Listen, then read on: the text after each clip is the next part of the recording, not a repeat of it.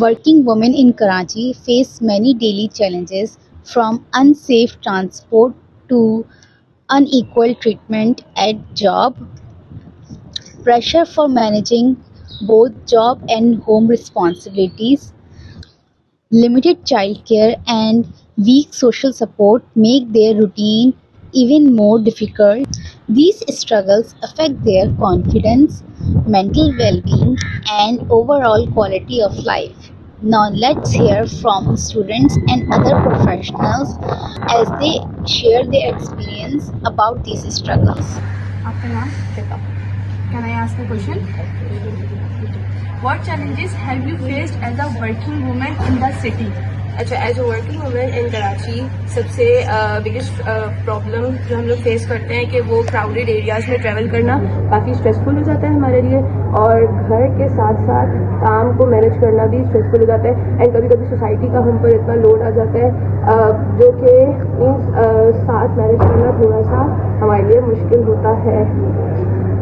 Maryam Isaac, and I'm doing a short interview. Can I have a question? What kind of support have helped the most in your career? My family is the biggest support, and I'm glad they believed in my abilities. Also, the employees that give you a good environment helps me to grow a lot. اس کے علاوہ flexibility, time کی flexibility اور جو ایک اچھا manageable environment ہے وہ بہت زیادہ ڈفرینس لاتا ہے. تو وعلیکم السلام. How do you see opportunities for women in workplaces need to focus on creating more safe and inclusive spaces for women. In addition to that, equal pay اور ہماری equal opportunities ہونی چاہیے women کے لیے بھی، اور جو مدر امپلائڈ ہوتی ہیں چاہیے ان کے لیے ہمیں فلیکسیبل آور رکھنی چاہیے، میٹرنٹی سپورٹ اور آن سائٹ جو ڈے کیئر وغیرہ ہوتے ہیں وہ اگر رکھے جائیں تو ہماری مدد کر سکتے ہیں. اور ان آرگنائزیشن سے چاہیے کہ ہمیں وومنس کو بھی پروفیشنل انڈیویجول کی طرح ہی ٹریٹ کریں. وعلیکم السلام. Can I ask a question? Yes. Okay. What advice would you give to young people starting their careers? Be confident اور اپنے اوپر بلیو رکھیں، اپنے آس پاس کے لوگ اپنے آس پاس ایسے لوگوں کو رکھیں جو آپ کو سپورٹ کریں اور اپنے اسکلس پہ کام کریں. سر کیا نام ہے آپ کا؟ میرا نام مدثر احمد ہے. Very good. میرا آپ سے ایک سوال ہے. What kind of support has help in your career? I have been helped by a good training. My creators gave me lots of examples to learn from. Good people using me. You tell me what I am doing right and wrong. Strong computer. Fast server help me answer quickly. Very good. Thank you so much. جزاک اللہ. عورت کو خود stand لینا پڑتا ہے. میرے والد تو بہت انکریجنگ تھے، بلکہ میں ستار بجایا کرتی تھی تو انجینئرنگ یونیورسٹی میں کمپٹیشنز ہوتے تھے، تو وہاں پہ جائیں تو بڑی ہوٹنگ کرتے تھے لڑکے. تو میرے والد کہتے تھے کوئی بات نہیں، کرنے دو، تم نے بجانا جا کے. میں کہتی میں نے نہیں جانا. وہ کہتے کیوں نہیں؟ اسی طرح سے آپ راستہ اپنا ہموار کریں گی نا عورتیں، تو آپ جائیں. تو وہ تو بہت انکریجنگ تھے. میرے میاں انکریجنگ نہیں تھے. ان کے ساتھ I had to take a stand and say کہ نہیں، جو میں نے ساری زندگی کیا ہے میں نے اس کو چھوڑنا نہیں ہے.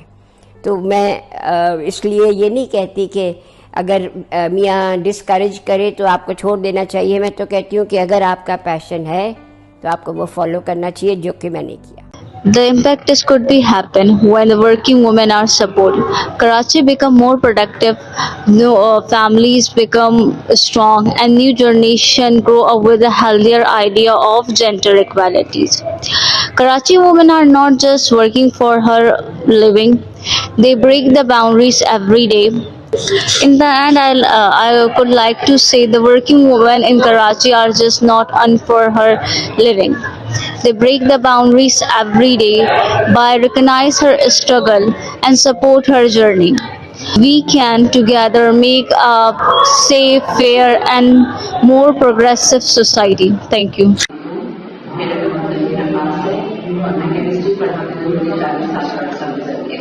میں گورنمنٹ ٹیچر ہوں اور گورنمنٹ جاب کرنے کے لیے کرتی تھی.